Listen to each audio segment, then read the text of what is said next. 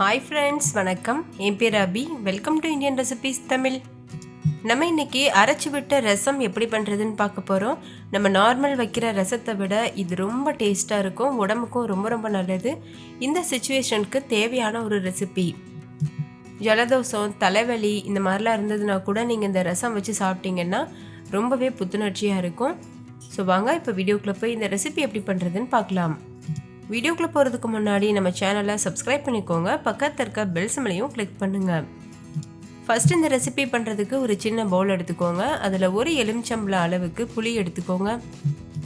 இப்போ ஒரு கப் அளவு தண்ணி சேர்த்துட்டு இதை நல்லா ஒரு அரை மணி நேரம் ஊற வச்சுருங்க.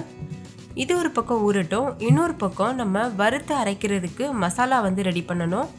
அதுக்கு ஒரு சின்ன கடாய் சூடுபடுத்திக்கோங்க. அதில் 1/4 டீஸ்பூன் அளவு பெருங்காயத்தூள், 2 டீஸ்பூன் அளவு துவரம்பருப்பு, 2 டீஸ்பூன் மிளகு, 1 டீஸ்பூன் சீரகம், 1/2 டீஸ்பூன் மல்லி, ஒரு கொத்து கருவேப்பிலை, 2-3 வரமிளகாய், 1/4 டீஸ்பூன் அளவு வெந்தயம்.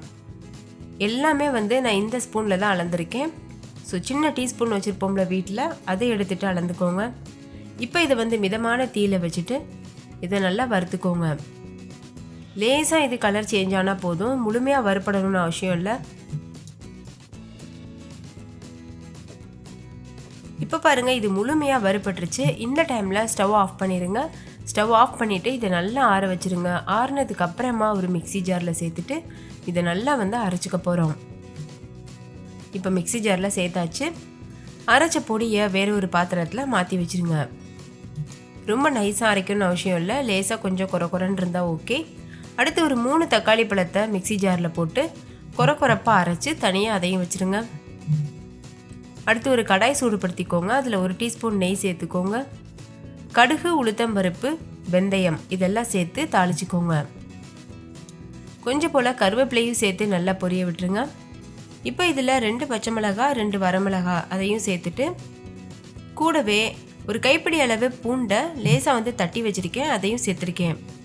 இப்போ நம்ம குறப்பாக அரைச்சி வச்சுருந்த தக்காளி பழத்தையும் சேர்த்துட்டு இதை ஒரு தடவை நல்லா வதக்கிக்கோங்க. இதை நீங்கள் கையிட்ட பிசைஞ்சு கூட சேர்க்கலாம். அந்த தக்காளி பழத்தை ரொம்ப பழுத்த பழமாக இருந்தால் நம்ம பிசைஞ்சிட்டு கூட சேர்க்கலாம் கை வச்சுட்டு. கொஞ்சம் ஹார்டாக இருக்குது, பிசைய முடியலன்னா இந்த மாதிரி மிக்சி ஜாரில் போட்டுட்டு ஒரு பல்ஸ் மோடில் வச்சு ஒரு 2 சுற்று சுற்றிட்டு சேர்த்துக்கலாம். நம்ம ஏற்கனவே ஊற வச்சுருந்த புளியை நல்லா கரைச்சிட்டு இந்த டைமில் வடிகட்டிட்டு சேர்க்கணும். புளி கரைசல் சேர்த்ததுக்கப்புறமா 1/4 டீஸ்பூன் மஞ்சள் தூள், தேவையான அளவு உப்பு இதெல்லாம் சேர்த்துட்டு நம்ம ஏற்கனவே அரைச்சி வச்சுருக்கிறோம்ல பொடி, அதையும் சேர்த்துருங்க. சேர்த்ததுக்கப்புறமா கொஞ்சம் போல் தண்ணி சேர்த்துக்கோங்க. உங்களுக்கு எந்த அளவுக்கு ரசம் வேணுமோ அந்த அளவுக்கு தண்ணி சேர்த்தா போதும். சேர்த்ததுக்கப்புறமா நல்லா இது போல் கலந்துக்கோங்க. நான் 2 கப் அளவு தண்ணி சேர்த்துருக்கேன்.